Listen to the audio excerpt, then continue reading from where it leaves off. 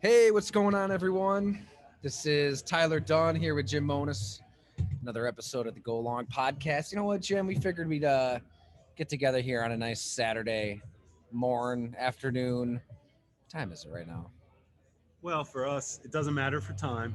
We're always ready to pop open, especially, I've been waiting for weeks. There it is. Hoptimonium, It's great to have you Hamburg back in Brewing. person, man. Tyler, I this missed feels you. it I feels missed good to you. be back. This is awesome. It's good to see that Hamburg Brewing is packed right now with people, Yeah. and this feels a little bit normal. It's a Saturday. Yeah, we don't have football, but we have college basketball and NBA. Might be a Brooklyn Nets game tonight that I have my eye on, maybe 8:30 on ABC. But for the Okay. fans, Brooklyn Nets -4, wink, wink. Who are they But playing? oh, this is a good one tonight. Dallas Mavericks. Luke. Luka's fun to watch.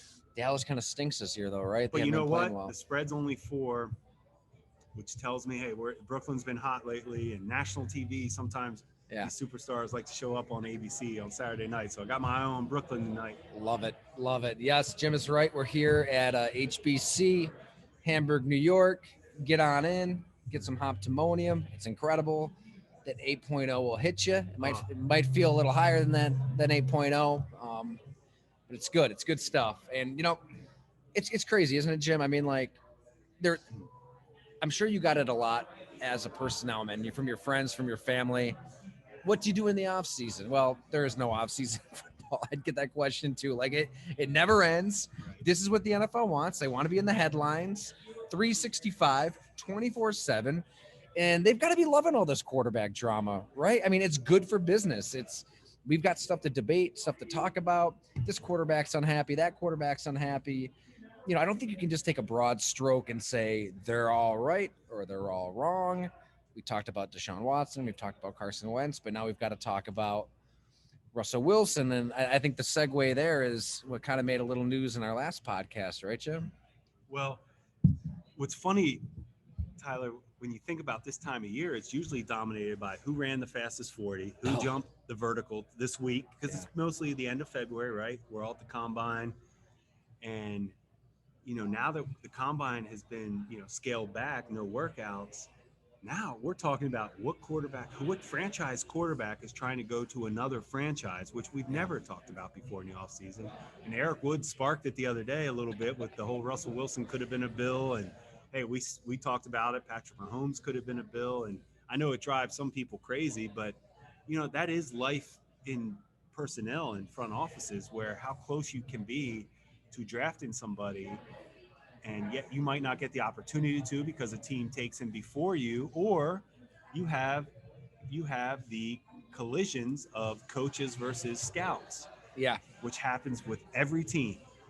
And this time of year right now, they're all going into meetings, and the front office right now, all the scouts are all the GMs are putting up their initial draft boards, but the coaches haven't weighed in yet. The coaches come more a little bit late March, April. And when you all get together, now the coaches come in and say, no, that guy's too high. We don't like him. Or scouts are like, coaches, no, he's too high. And the battles begin kind of coming up here late March, but every team has these battles. And when you hear Eric Wood tell those stories about, yeah, David Lee loved Russell Wilson, well, I can give you some stories where David Lee loved Christian Hackenberg, Yeah. from Penn State, and wanted us to take Christian Hackenberg at Penn State along with Greg Roman, and we didn't. Right. So just like we have misses, and I admit a lot of mine, we also do have hits, and coaches have hits and misses too. And that's what makes this whole draft process, I think it's why it's so popular, is fans watch football and fans scout and want to say that guy should be here and here. We're doing the same thing. And yes, we argue just like we argue drinking beers at Hamburg over whoever. It's not that different, right? It's not that different. It's really Isn't not that that wild? different. You're just getting paid. We're getting paid for making bad choices or good choices. It's incredible. I mean, so that's a lot to unpack there. We'll get into it all, but real quick on the David Lee thing. Yeah. So for people who don't know, longtime quarterbacks coach in the NFL, Buffalo for that 2012 season, when obviously he loved Russell Wilson, number one on his board, as Eric Wood said. And please listen to that whole podcast if you get the chance with Eric. He was phenomenal. And yeah, David Lee had a number one, but also the equipment crew had the jersey printed. The name was on the card, and they drafted TJ Graham. So thanks, Eric, for that little nugget. But with Lee, what's wild, Jim, is he loved Mahomes in Cleveland. So he's in Cleveland. He's trying to convince those guys, from what I was told, to take Patrick Mahomes over Myles Garrett, over all these guys. And it's like you could think, oh my God, David Lee is this quarterback savant. Like, what a genius. And then, wait a minute. Yeah, he went to the Penn State Pro Day, right? And came back and said, we got to take Christian Hackenberg. I mean, it goes back to the Mariota Winston draft. Yeah. You know, we weren't going to take either one of them, obviously. We knew they were going 1-2.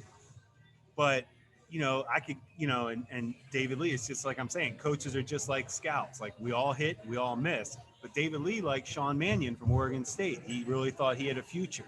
You know, he was pounding the table a little bit for him, for us to take, not first round, but, you know, hey, and we didn't see that. And, you know, we moved on from Mannion. But we sent Greg Roman and David Lee to Penn State's Pro Day, and they came back. We would want him in the first round. And we didn't have those types of grades. We had 5th, 6th, 7th round free agent type grades on Hackenberg. We didn't like him. Now, obviously, Terry Pagula's a Penn State guy, and we were a little scared. I mean, they said this in front of Terry. Well, Terry wasn't really buying it either. You know, Terry, you know, to Terry's credit, he said, hey, you guys don't like him. We don't need to mess with him. You know, and that's a sign of a great owner.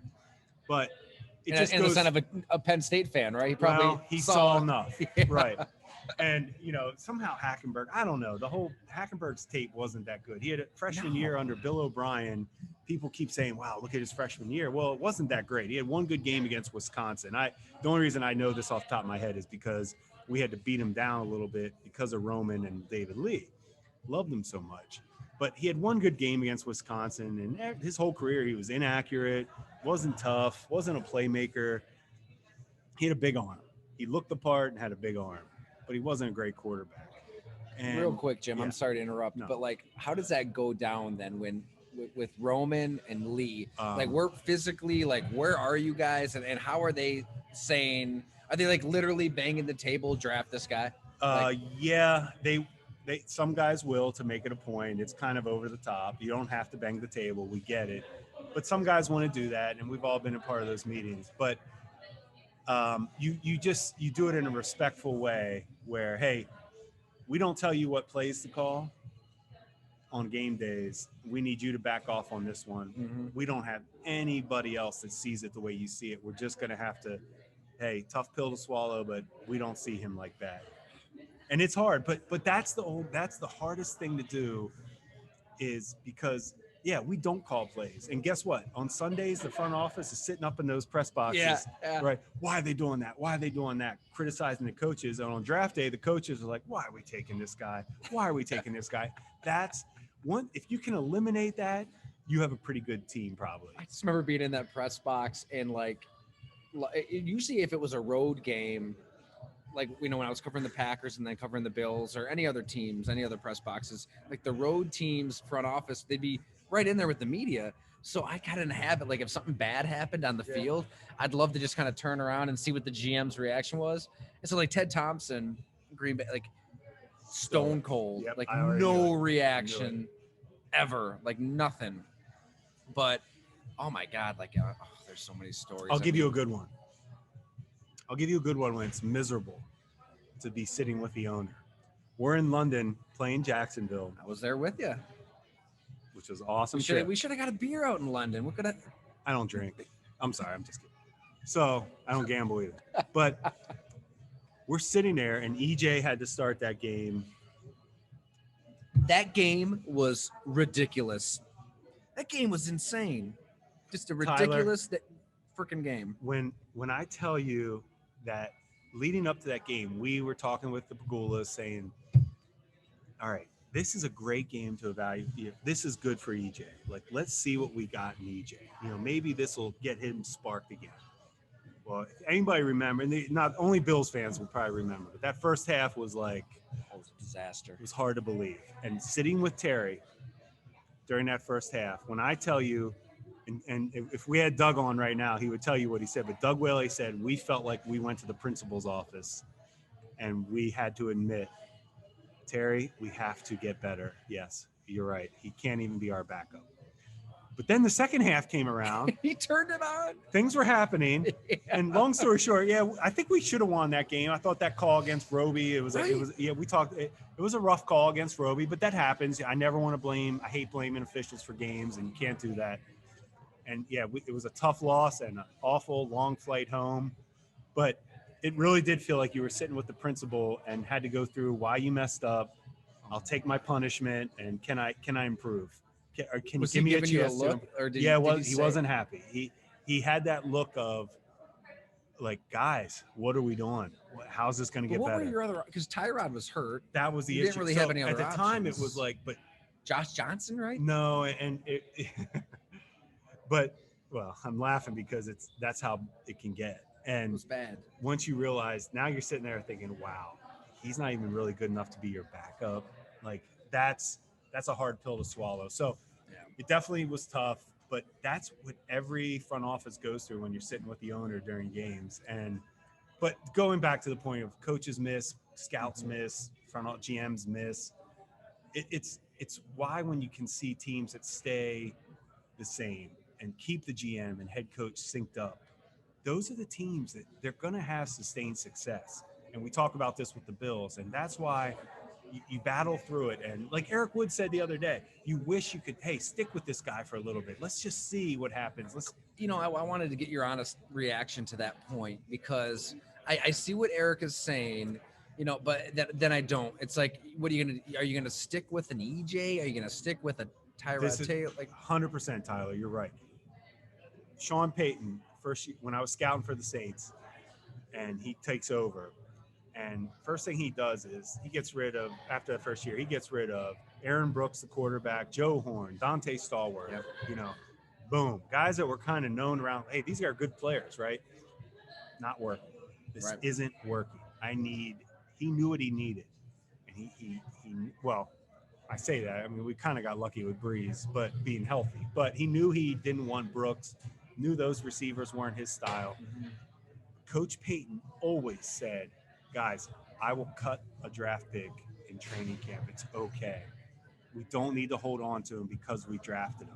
And that lesson really stuck with me. And Doug said it on our happy hour. Whaley said it on happy hour when we were talking about the one thing he always respected about me was I was always willing to kind of move on from somebody. Yeah. That came from Coach Payton. Wow. Like that was in my head, and he was so right. Hey, cut bait. Hey, we messed up. Right. And I was thinking about during that London game, I remember thinking that, like, no, we got to stop. We're forcing this. We are forcing this. It's not EJ's fault. It's not our fault. EJ was trying. We were trying. It just wasn't working. I think what goes hand in hand with that too, Jim, is, and I totally agree. That's so great to hear, because I think so many front offices and GMs, it's like, it's ego.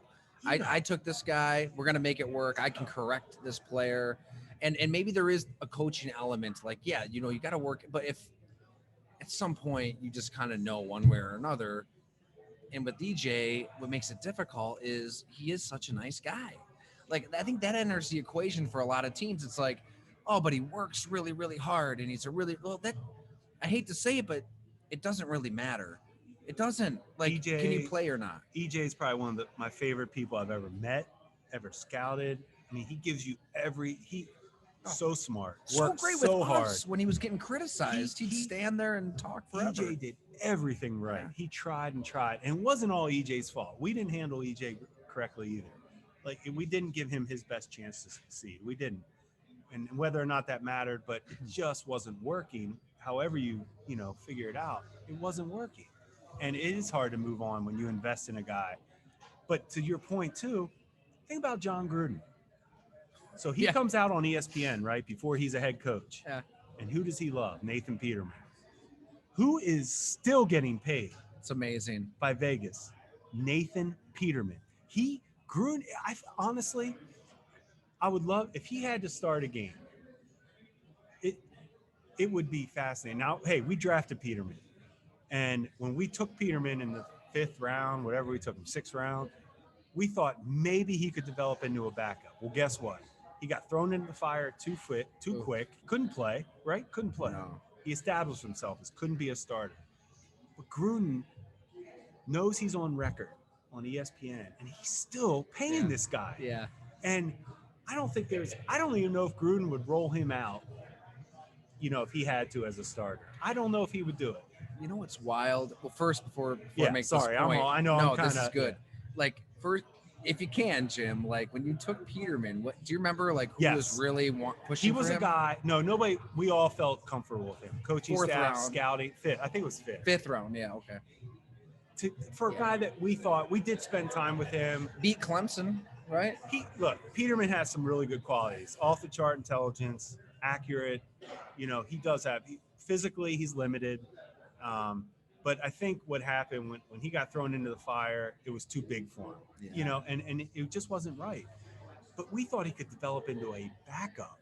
We didn't see him being replacing Tyrod that first year. Like obviously Whaley and I weren't around for that, but when they made that move, when Sean put him in, from an outsider, because we were outside the building, I remember thinking to myself, wow, is Peterman really, maybe he's like just blowing people away in practice and film room, and maybe he just, just ascended quick, more, quicker than we thought. Well, he didn't. And, when Peterman, he is a little timid. He's not that alpha male that some quarterbacks are. And I just still can't believe, but to the ego part of it, I really believe Gruden.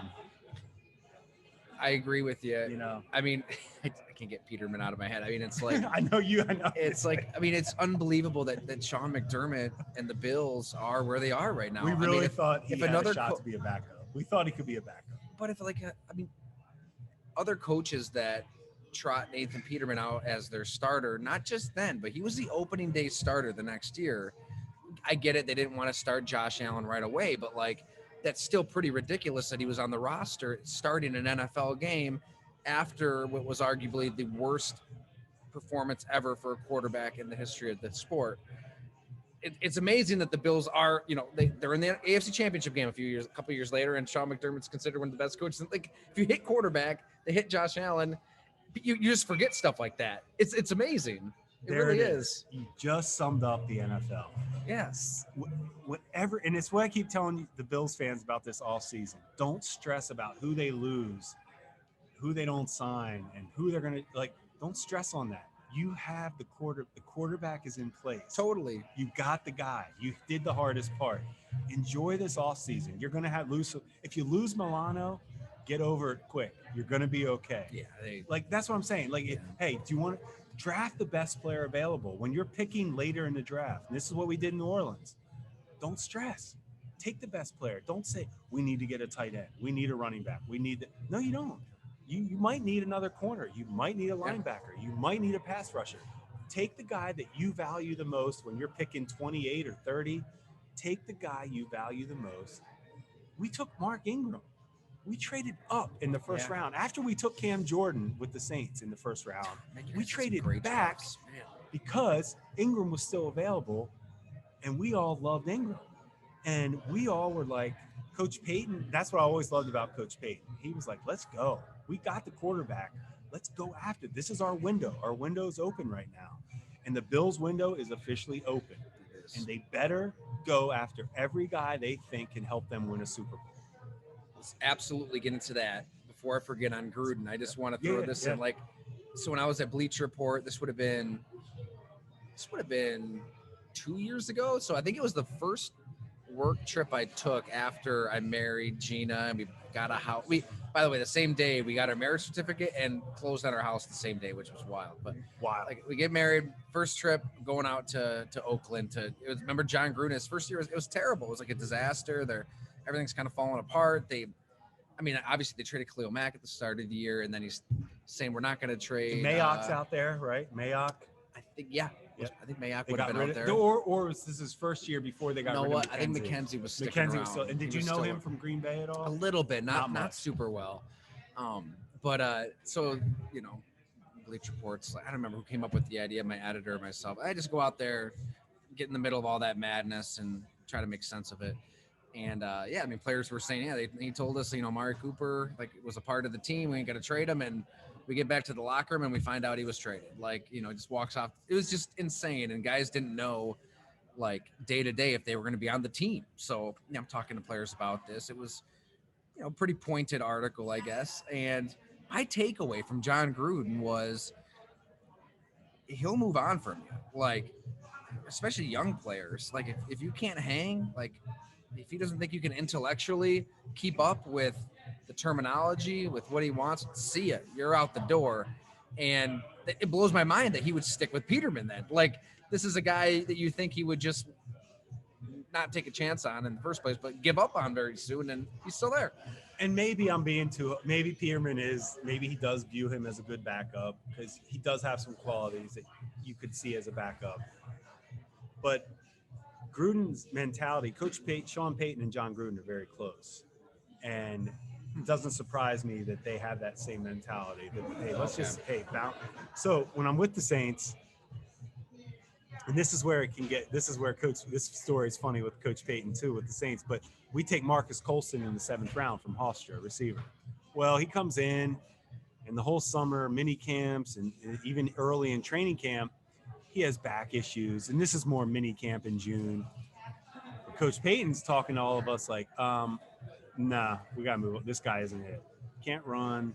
Back hurts. Can't run routes. He's dropping balls. Like, this guy's, hey, guys, we just missed. And I think the GM said, let's go to training camp with him. He is battling a back injury. Rest is kind of history where we get into training camp and Colston feels healthy. And all of a sudden Coach Payton's like, hey, cool. Yeah. But Coach Payton was also not. He was ready to give up on him. He was ready to give up on Colston in OTAs in June. Wow. But he wasn't big enough ego where other people said, can we just give him till training camp? And Coach Payton did that. And that shows you a sign of a good leader where, hey, okay, guys, you know what? But I'll never forget everybody saying, guys, we might be getting rid of Colston. We're like, wow, that quick? Like, he really is that bad? Because sometimes scouts aren't there in June. And you're like, man, he really is that bad? But it's fascinating. It's fascinating how it works. Is. I mean, so like I told you, Jim, I'll tell our listeners and readers, like, next week, I'm going to fly to Miami to do a bunch of stories that go along. And there's a player that I'm hoping to get together with down there. I don't want to give too much away, but he was a player that John Gruden gave up on very, very soon. Unbelievably talented in college. And he's with a new team right now at a new position. And I'm glad that like you're fascinated by this like topic, because it does fascinate. Like, when do you throw in the towel on the guy? When do you believe in a guy? Because this is somebody that was really, really talented. So there's my tease. You got to tease in this business, and hopefully people will subscribe. We were talking about the combine a little bit earlier in Gruden. When I was an intern in Philadelphia back in like 2000, 2001 at my very first second combine. You and Howie Roseman, right? Howie we're all trying to make it. Hey, have another beer there, Jim, will you? It's only 8.0. Yeah, It's not too strong. You can stay at my place in Boston if you need to. We'll see what happens. It's early. Got a spare bedroom. It's early. I'm walking around the combine. It's my first time in Indianapolis, and you're new in the NFL. You're an intern, so you're walking around seeing all the coaches and GMs who you're like, you're kind of starstruck your first time. I really believe that when you come from college, all of a sudden you're around these guys and you're a little starstruck at first. So I remember walking by, Indianapolis, anybody that's been there knows it's all restaurant row everywhere, right? And I remember seeing Gruden. I walked into a Hooters. I didn't really want to go there, but just sauntering on into a Hooters. I was forced to go in there with some friends. Forced. And I see John Gruden in there with a table, and he's running shop. And I'm thinking, why is a head coach of an NFL team sitting at Hooters? And I was kind of done with him at that point. As far as, it's really? Very odd. I was like, you're better than this. Like, I don't think their wings are that good. I'd rather have wings from any, I just don't like Hooters. But I'm like, why is a head coach, John Gruden, at Hooters? But then I see the commercials, then I get it. Hey, man, it's all about sponsorship, and he started doing some commercials for Hooters, and I saw it when he was with Tampa, and it all started. Without that, though, that is very strange, But anyway, I was just talking about some of these coaches just have, we got to get into the combine stories because, like, people don't realize, like, this week it's going on right now, or would have been going on right now. Obviously, with Corona, it's not. But man, I mean, the whole NFL world descends upon Indianapolis for 1 week. Scouts, coaches, media, the draft prospects, everybody, and it's wild. I mean, it's just a segue. Like I remember, Ike and Jonesy's is like kind of a, I guess you call it a dive bar. It's one of those like old school, shitty dance floors for the out older there. coaches. There were so many stories. I don't even, it's always hearsay, but you hear certain names of like some legendary coaches that are partying at Ike and Jonesy's with people who aren't necessarily their wives. Leave it at that. Blaine's, Yeah. Nikki The Blaine's cigar place. bar. Yeah, the cigar. I like Nikki Blaine's. If you don't wash your clothes at the hotel before you go back, your wife is gonna destroy you because you open your suitcase and it just smells like a cigar. Oh man, yeah. Kilroy's is a great spot. Staple. Great spot. I miss the camaraderie and the talks with agents and trades with other teams. So at the much combine. goes down that week. I'll tell you what doesn't go down. The news breaking, the transactions. Nobody everything. cares about the 40 times in the NFL. Nobody gives a shit about any of that. You get those on a printout when you leave the combine. When you go to the combine, when you're in the front office or you're a coach, you're going there to mingle, talk a little bit. I mean, yeah, we interview players for 15 minutes. It's like speed dating. We all called it. Guy comes in, talk to him for 15 minutes, leaves the room. Patrick Mahomes came in our 15-minute interview. Now, Terry Pagula didn't always sit in on these interviews at the combine. I can promise you I sat next to Terry for that one. We were sitting right in the back of the room. He couldn't wait. And Mahomes was awesome. I mean, he was sharp. He was great. But his voice, if you ever heard Mahomes talk, when he left the room, the one thing we all kind of didn't know was like, wow, him calling a play in a huddle's got to be crazy. I mean, it's a little raspy. It's a little different than, just a little different. You heard what Travis Kelce said, right? What did he say? Super Bowl week, somebody asked Kelce if Patrick Mahomes was like what's his spirit animal? Like, what's his spirit? Kelce said something like, I think he's got a little frog in him. Perfect example. Which, isn't that great? That tells you a lot about the Chiefs. Like, here's something that, like, initially, if me or you were to, like, throw that out there, we're canceled. We're done. We're finished. You can't say that. The team, like, they just rib, like, they bring it up all the time. They make fun of them. They all love each other. It's just a joke. Well, and that's what's funny. That was the only thing we really could talk about when he left the room, because he was great. But you'll be surprised to see how some coaches, a lot of times you let the coaches conduct the interviews because you want the X and O. You really try. In those 15 minutes, you want some X and O stuff. But some coaches try to do that like hardcore good cop, bad cop, where they want to show all your bad plays. And, hey, I want to see how he owns up to these bad plays. And they try to come down hard on these guys to see how they react, which that's not something I ever thought was even valuable. It was one of those strange things to me, but you just take a step back. Is he a good player or not? That's all I really want to know. Is he going to help us win a Super Bowl? Let's take him. I don't care if he doesn't answer your question the right way at the combine. Some people probably do. But you wouldn't believe how some of these coaches, they come down with that. It's their time to feel tough and hard on a guy. Hey, you got arrested for your freshman year, you got a little underage in your dorm. Who the hell cares? Guess what? He could be doing a lot worse. Yeah. Like, I don't care if he got high. I don't care if he got drunk, because guess who does? Every single guy in college, for the most part. I don't want to generalize, but I'm just saying, what are you really trying to get out of these interviews? And if you could just narrow it down to the X's and O's, and I thought we did a good job of that in Buffalo. Our staffs were all about, I don't care either. Good. Rex's staff was great like that. Rex is probably put that in the pro column, right? I like it. Hey, can you help us or not? Rex was the best. Rex was great like that. Like, can you help us or not? And that's really the mentality you need to have at the combine, and not, hey, why'd you get a DUI? Who cares? Kind of like that gotcha, moment. Who cares? You're 18, 19 years old. Cam Newton threw a laptop out of a window at Florida. Who cares? I mean, we've all been written up that freshman year in our college dorms. I remember, that we had to make flyers and posters and at St. John Fisher. I went to Syracuse after that. Syracuse was a little more lax than Fisher, but yeah, you're right. It's like, who cares? What blows my mind with the combine, there's so much going on nonstop in the morning to night, and obviously at night. Prime 47 is the go-to spot. That's where a lot of team dinners, staff dinners. I mean, and they stay open until about 4 or 5 a.m. Like they just stay open. I don't even know if that's legal in Indianapolis, but they just, and everybody's there forever.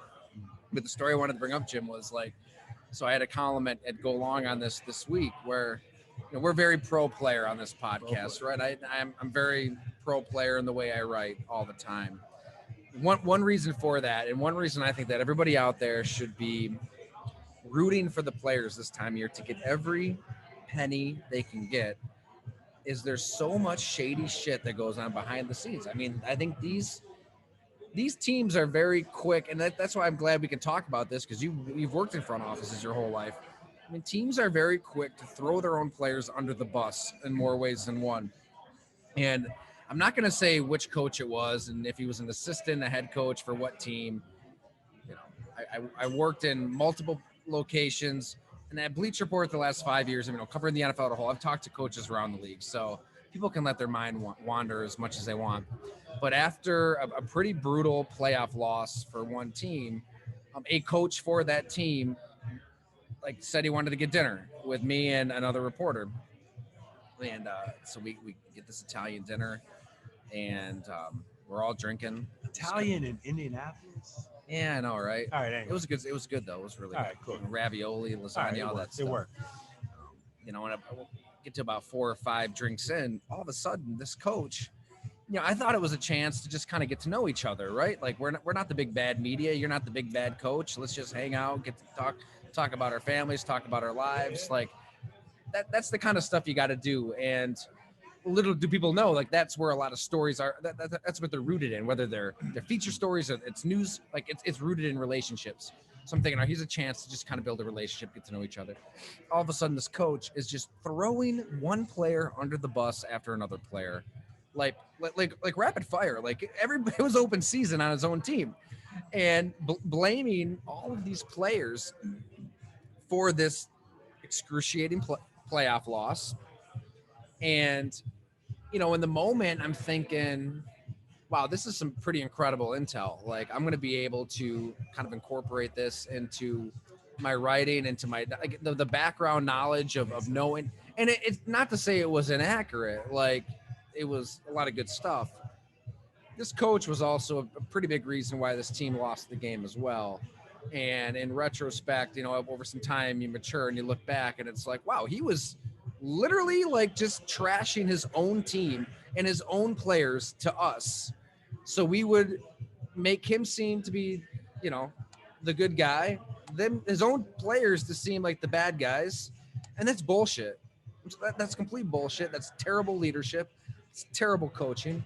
You can't preach what you're preaching and then do the shit behind the scenes. So yeah, get your money, guys, this year. I hope players get as much money as they can. Always for the players. And when we hired Sean McDermott and that first year, obviously, we go to the combine. Sean, we pretty much were saying, let's stick with Tyrod Taylor. He's going to be our quarterback moving forward. Let's have a good year. We felt like there was enough talent in place. Sean was right on this, where this team wasn't, we weren't a bad team. We were close. Let's stick with Tyrod. We have some good vets. Sean felt like, and he was right because they made the playoffs that year. And we wanted to stick with Tyrod. Well, yeah, we want to stick with Tyrod, but that whole combine, the whole 2017 combine, I promise you, I was meeting with Denver every single day. Jim, that's tampering. You can't do that. Well, I was talking to a friend in Denver that worked for Denver. Another just like archaic NFL thing that's ridiculous, right? We were working out a possible trade scenario for Tyrod with Denver. And it didn't come out. We didn't get what we want, that we were trying to, hey, this is what we want. They want, blah, blah, blah. It never came forward, and the rest is history. But that's what goes on at the combine. Mm-hmm. Yes, you're trying to work deals. You are trying to figure out at that point, you're meeting with agents, and what the agents, what guys want. You might have to move on from them. What guys aren't happy.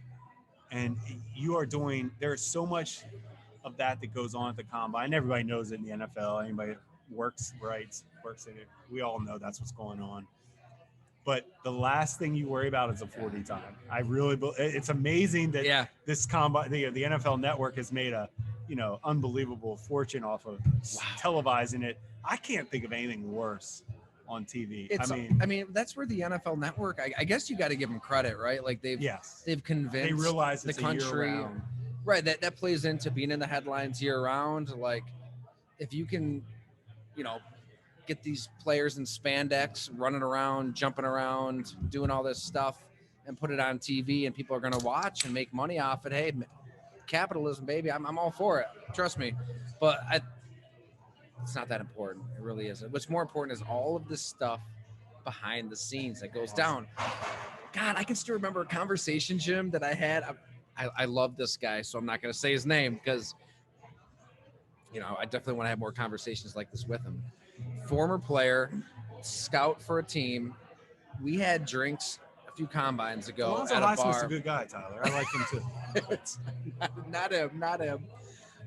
He's not. You know what? He's actually not a scout anymore. He got out of the business. But we were at a bar just talking about like the Illuminati, and like other dimensions and all this crazy stuff. Like, he had me believing like Cardi B was part of the Illuminati by the end of the conversation. Like he's pulling up stuff on YouTube and like this Bob Dylan interview that I don't know if you seen this. Like it's on YouTube. I guess Bob Dylan gave an interview, and if you watch it, like he did he sell his soul to the devil? He may have sold his soul to the devil to be this good in music.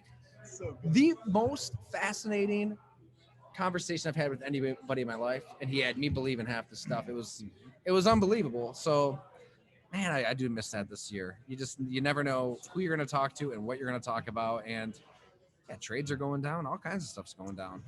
So I miss it too.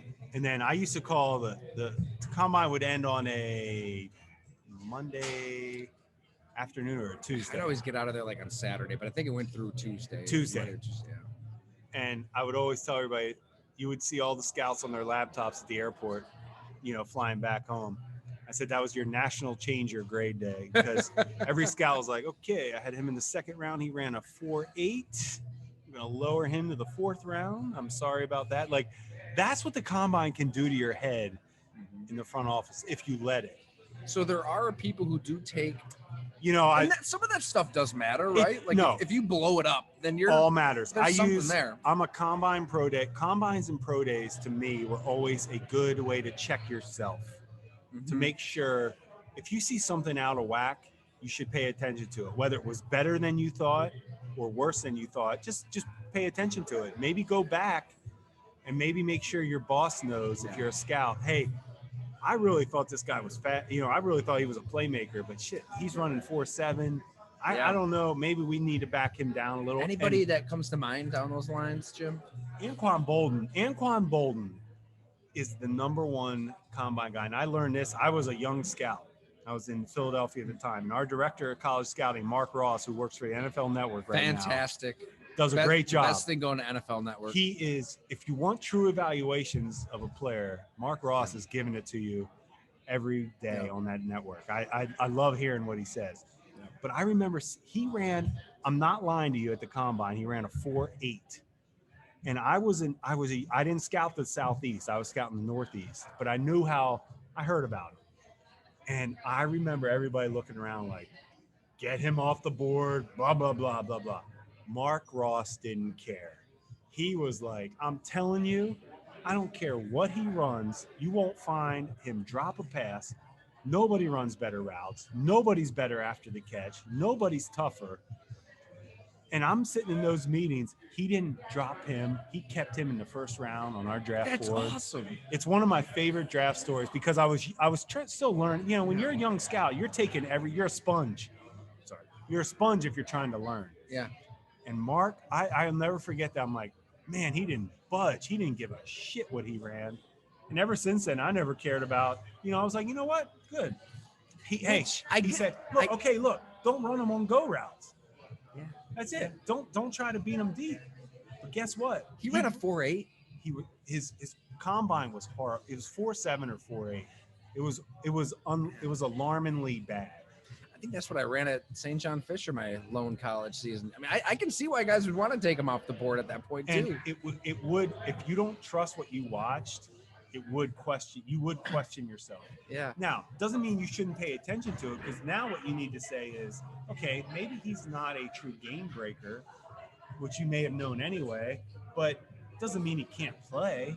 Jarvis Landry was another guy that couldn't play. Jarvis Landry was slow. But I always think of Landry and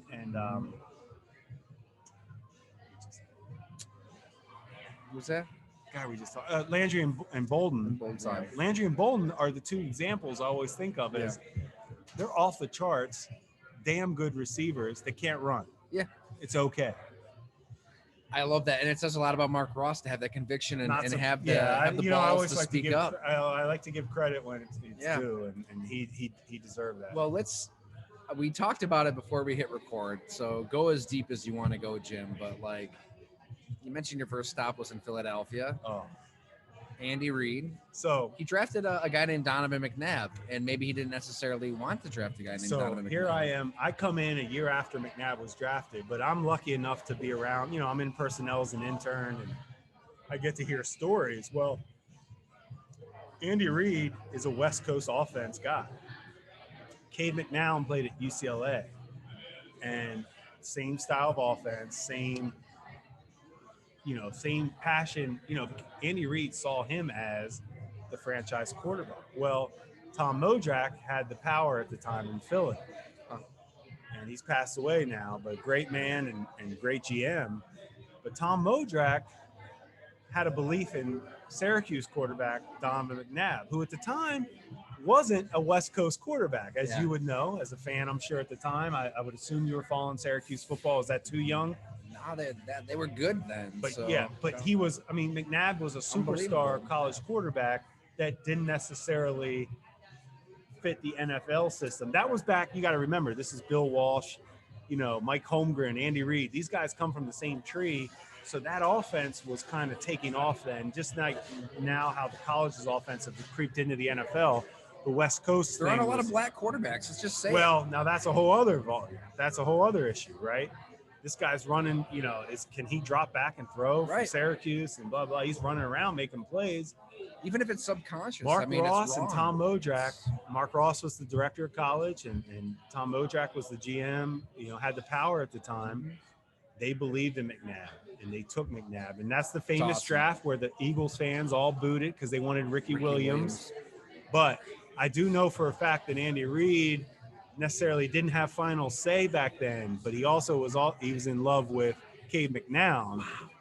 And it goes to show you, it goes back to kind of what we spoke about earlier, where some coaches get it right sometimes, GMs get it right, and it can flip too. But it takes that staff, just to get it right. However you do it, whoever's in control has to get it right. And, Philly's lucky that McNabb was who he was. And obviously Andy Reid took over kind of a little bit later. He wanted the power and got it. But, I could go on with Andy Reid stories in Philly. We took Freddie Mitchell. Well, I can tell you that wasn't a popular pick. We had a trade. I think we had an ability to trade up to 16 to get Santana Moss, who I think that the scouting staff, Modrak and Mark Ross, wanted to trade up and take Santana Moss in Philly. But Andy Reid didn't want to trade up. So let's not do it. We won't go up. We stayed the course. We took Freddie Mitchell, who, he was a possession wideout at best at that point. He wasn't even, he was an okay player. Made the famous catch, which I will say he did catch the ball.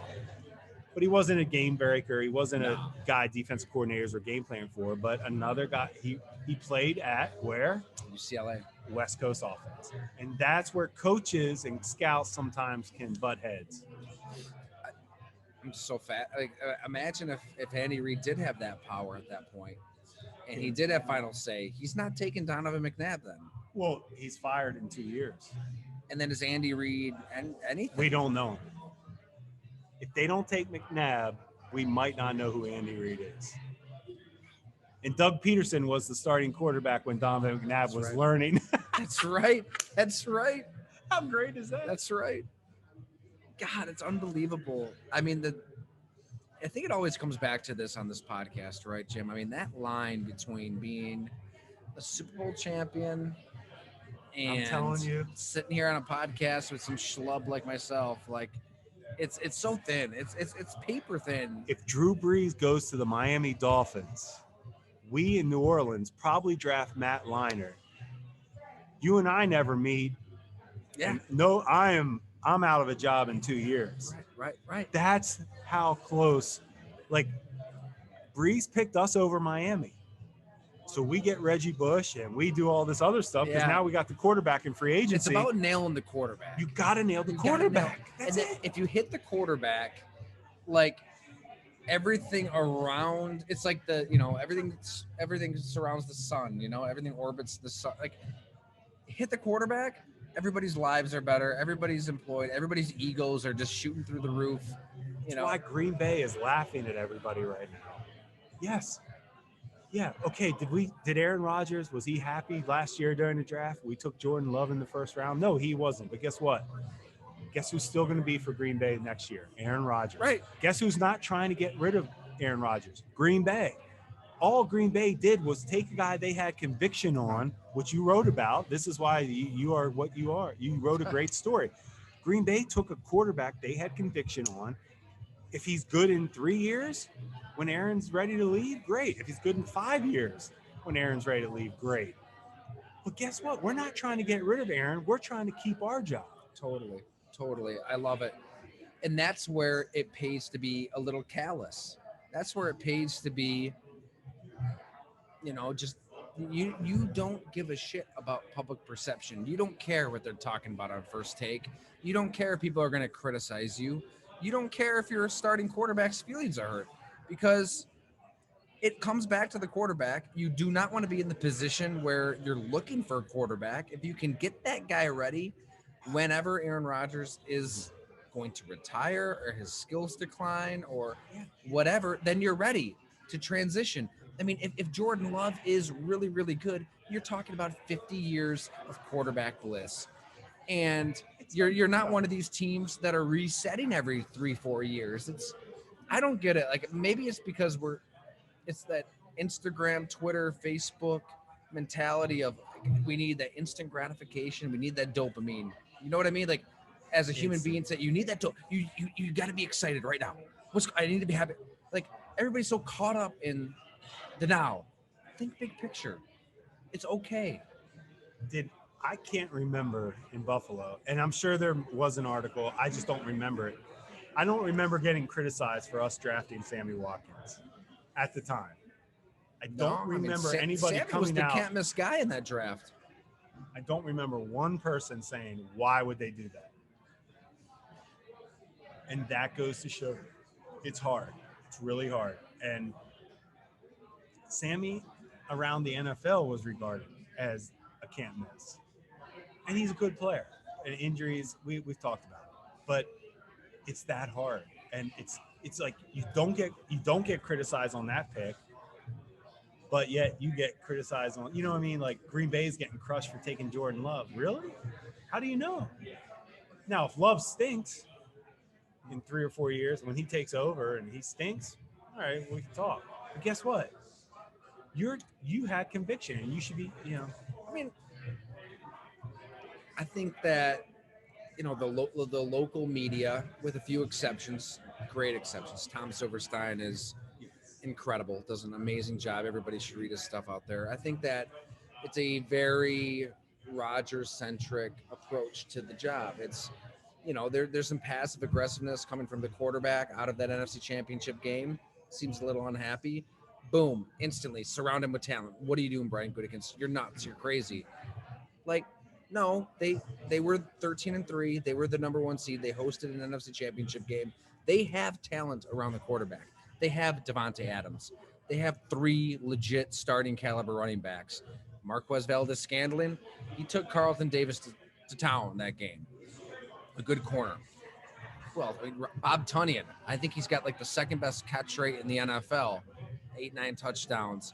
Alan Lazard, very, very good. They all block. They block their asses off. Speaks to Matt LaFleur and his coaching. It's like, I get it. Like, there's that propensity to try to say, "Oh my God, why are they doing this to Aaron Rodgers again?" Like, no, there's talent there, and they've done a good job around him, and they could afford to draft a quarterback because the quarterback position means more than anything else in the game. So Bills fans, we're constantly talking about Bills off season, right? What are they going to do? Running back, tight end, blah, blah, blah.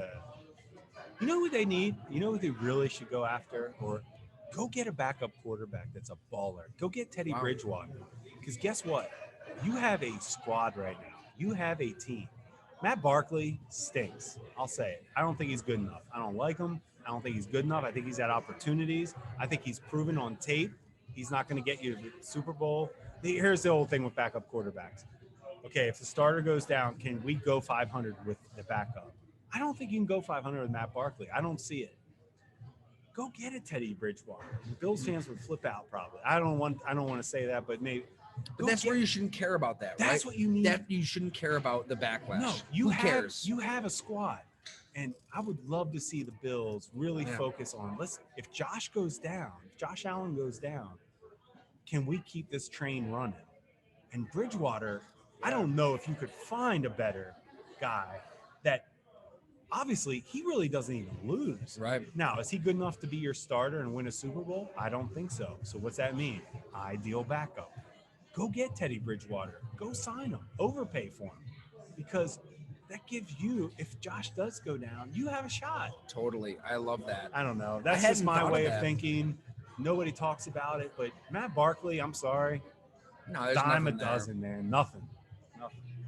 I mean, and it happens too. I think there's another effect that you'd have. Say they do pay up for Teddy Bridgewater, and some of the money they could use for whatever, right? Whoever, right? Like they pay, to get a premium backup quarterback. Well, then you're not that worried about your play calling with Josh Allen, right? It's like, okay, you've got this crazy athleticism, you've got this ability, use it. We're not going to have that little part in our brain that's just kind of sitting back there like a tumor. Maybe you shouldn't call that play because you don't want him to get hurt and start back. That's gone because you got Teddy Bridgewater. So there is another effect. I remember in Green Bay, Aaron Rodgers goes down, Seneca Wallace comes in, Scott Tolzien comes in, Matt Flynn comes in. I mean, the season went down the drain. Now I think Mike McCarthy probably had something to do with it, and the coaching was poor, the defense wasn't that great, all of that, but it pays. I think you're right. That's a really good point. I just think it's something you shouldn't just pass it off. Like, I really think, and maybe Bridgewater's the wrong guy because maybe he's too much, but find a guy you believe in to be your backup. And I think you're kidding yourself with Barkley. I mean, I know he does things. I just don't see it with him. I don't see them continuing. Hey, what's going to happen with Russell Wilson before we sign off? I can't wait. I think he stays in Seattle. Do you really? I do. Just all much to do about nothing? I do. If I was Seattle, though, go ahead and look. What do we always talk about? Pro player. Yeah. I'm sorry, but I'm not leaving Russell yet. I mean, I don't know if he's necessarily in the right in this situation. Well, that might be. Now this is what I'm saying. Is this a Pete Carroll issue? Yeah. And a coaching issue, or Russell Wilson isn't the issue in Seattle? That's true. Come on. I mean, you got DK Metcalf, though. You've got Tyler fine. Lockett. So let's go. Let's figure it out. Like, this is on you, Pete Carroll. Yeah. Like, we should be winning with this guy. Or John Schneider as the GM. Protect him. Draft some O-line. Do you think that's why he's unhappy? Just the offensive line? Definitely is. Yeah. Definitely is. And there's no question. Just like Deshaun, he's like, look, you guys are bailing me. You guys are selling me out. Like, Houston, Seattle. We talked about this. Carson Wentz. No. You did the hard part. You have the right guy. Build around them and look at those people in charge of them. Don't get rid of the quarterback. I'll just say this though, Jim. I mean, the way Russell Wilson leaked that out. I mean, give me a break. Like, either ask for a trade or don't. Like, the report from Adam Schefter. Couldn't break up with the girl. Couldn't break up with her. I mean, I can't even take credit for this. This is a perfect analogy. Somebody tweeted at me and said it's basically like somebody saying, I'm happily married, but, if I were to get a divorce, I mean, here are the 4 woman that I would like to remarry. You know, I couldn't agree with you it's more. like, give me I a hate freaking break, the way Russ. Come on. I hate. Like, here are the 4 teams I'd go to, but I'm not asking for. So then take it to this step. So they say, they're saying now Russell Wilson wants to maybe after he's done with football get into ownership. Well, what did they show during the Super Bowl? Russell and his wife Sierra, who used to be married to 50 Cent. Yeah. No, not 50, Future, right? So Sierra, so his wife is with Sierra from Atlanta, right? Who has a kid with Future. Well, Future and Russell Wilson aren't hanging, okay? When Russell would go to Atlanta after all this went down to play games, the Falcons would play all Future songs during pregame warmup, okay? Right. So Sierra's confused. All right, a little confused. She wants Future. She wants Russell. All right, whatever. But what I'm saying is, I'd go what with do a we? Country music singer, you know. That's your style. I'm into I'm into that. You know, I know the rap game a little bit. Okay. I love Future. I do love Future. Okay. What I'm saying is, Sierra's confused. She can't tell. Do I want the rapper? Or do I want the nice clean cut? She goes clean cut Russell now. So clean cut Russell at the Super Bowl is meeting with Roger Goodell, right? What do we see on TV? I see Roger Goodell, Russell Wilson, and Sierra having a conversation. And I start shaking my head. I know what that conversation was about. Hey, when my playing days are over, Roger, you know, I want to be an owner. How? Yeah. You know, how do I? That in my mind. That's what was going on. Well, that's my thinking. I might be way off. I like it. But I'm just saying, these guys, man, these quarterbacks, or Peyton Manning, these guys have it. Drew Brees did this in New Orleans, where when his contract in like 2011 or 12, I can't remember when he was up. But this is when Brees, they were saying, hey, we saved the city. We saved New Orleans. Yeah. Like, they're trying to say, look, and Russell Wilson's trying to say, look, I made this franchise. I'm making Seattle. And to a point, they're right, because quarterback is the most important position. I know. But don't think these guys aren't always thinking about their future and what they can, you know, obviously do once they're done playing. And Russell, to me, is always thinking next step a little bit. I think he stays in Seattle. You're right. I think he stays. I don't think Deshaun stays. God, that's going to be wild. You know better than I do, but man, there doesn't seem to be any type of budging on Deshaun's part. There's not. I mean, I know people in his inner circle, and he is absolutely dug in. He's not going to budge.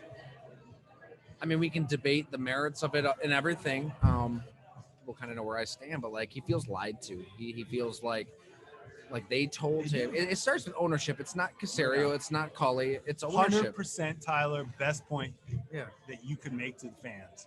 It starts with ownership. Like, what I was told, Jim, is like, all right, when he signed that it started when he signed that contract. So when he signed that contract, they told him, like, yeah, you're gonna have a voice. Like, when we make big decisions as a team, you're gonna have. This comes from ownership. It doesn't get much bigger than who are we gonna hire as our coach, who are we gonna hire as our GM, and he felt kind of boxed out. It wasn't like, you know, hire Eric Bieniemy. It was, let's take a look at Eric Bieniemy, and they didn't interview him. They didn't really take his words into account. I think that it's bigger than the bottom line for Deshaun Watson, and he's okay losing money right now. He's going to lose a lot of money. I mean, I don't have the figures right in front of me, but like we're talking 20 mil this year, 27 mil, something like that. Something like that. Does he take it that far? I think he loves the game so much that it's hard to imagine him missing an entire season, but who knows? I mean, I think he's going to push this through the offseason, toward training camp, into training camp. We're going to see. When the owner of the Texans said that the players are inmates when they were kneeling for the anthem, is when he lost, when the Houston Texans lost Hopkins, Watson, and probably a lot. Dwayne Brown went to Seattle, left tackle.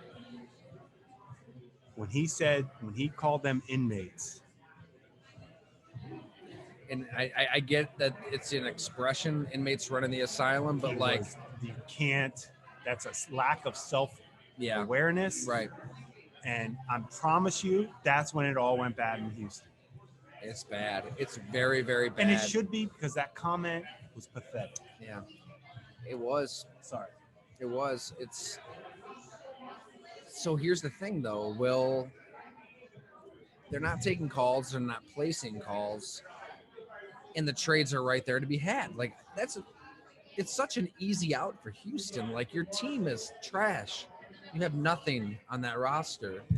Like, what a better way to restart things than to trade this asset that you have? If Deshaun if he is really, hey, it's $20-some million if he doesn't play. I mean, look, if he's that gutsy to sit out, Houston needs to say, I got to do right by you. Right. I got to trade you. Well, we got a lot of questions here on Twitter, Jim. Let's do it. Let's get one. Let's get a couple. I like it. Let's wrap it up. Let's see here. All right. And thank you, everybody, for listening, for reading. Man, you name it. All right. Let's see. This is from Jim Eimer. Jim, appreciate you. Is there pressure on the front office to not draft a quarterback when there is already an incumbent quarterback from the prior season? As a Bills fan, they passed on quarterbacks over the years to sell their fans on the likes of Trent Edwards and Ryan Fitzpatrick. How much does selling a message to the fan base play into it? Great question. No, you should never pass on any player that you think can upgrade you. So if it is quarterback, you should draft that quarterback. And if you passed on a quarterback because you had Trent Edwards or you had Ryan Fitzpatrick, then you as a GM you're wrong. Now, if you're the Saints or if you're certain teams over the years where you had a franchise quarterback and you might have, okay, hey, this quarterback's available versus this linebacker or this pass rusher, you should take the pass rusher, because you have Drew in place, he's under contract. But I really do believe if your quarterback is the right guy, that's the only time you really should pass on a quarterback. But if you love a quarterback, take him. Always take him. Love it. Because that was really a problem in Buffalo. But prior to they'd sell themselves on JP Losman, sell themselves on Trent Edwards. And it fits. Honestly, let's talk. I mean, it's that simple. They were wrong, and they all lost their jobs for it. Yep. Or they, and Buddy Nix retired after he drafted EJ. Poor Buddy. But hey, Edwards, Fitzpatrick, EJ, you're not winning a Super Bowl with those guys. And that. Would you say that's one of your biggest regrets, Jim? With EJ, you came in and you had a grade on EJ. You knew what he was. Doug knew what he was. He told me he would have been a great third-round pick, backup quarterback. Tyler. And that, when people hear your names, it's like EJ. So, First, to answer your question, zero regrets. The experience with Buffalo was the greatest experience I've ever had in my life. Sticking with EJ. Sticking with him, we didn't really stick with him. That's true. Yeah. Now what we did was try to build around him. That was wrong. But kind of a mini stick, an initial stick of it sorts. Was, for sure. Hey, let's build around EJ. And we were wrong on that. Yeah. But as far as hey, they took EJ, let's give EJ his best chance to succeed, and we tried. Appreciate the honesty, man. All right, this is from Barry. He's a family member of sorts, by the way. All right, I like this. Great dude, great wedding, great reception out in Rhode Island. Ooh. Oh my God, it was a fun time. Gina's cousin here. He asks, who the hell is going to be under center for the Patriots? Please tell me there's a better rumor than a Cam Newton return. Who do you think is going to be the quarterback for the New England Patriots? I'd be shocked if it's Cam Newton.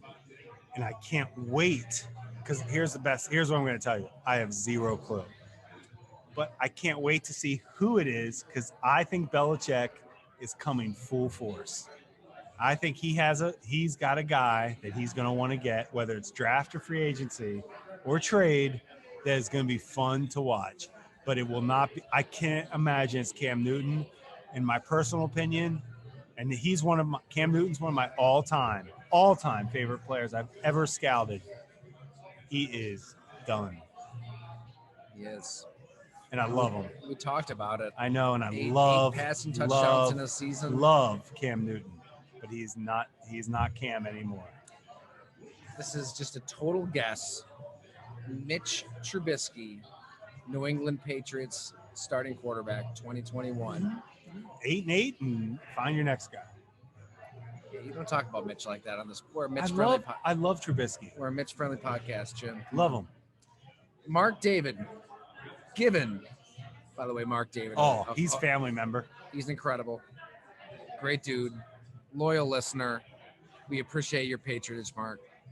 Given the Bills' current cap situation and the roster, is signing a 32-year-old J.J. Watt to $15 million a year worth it?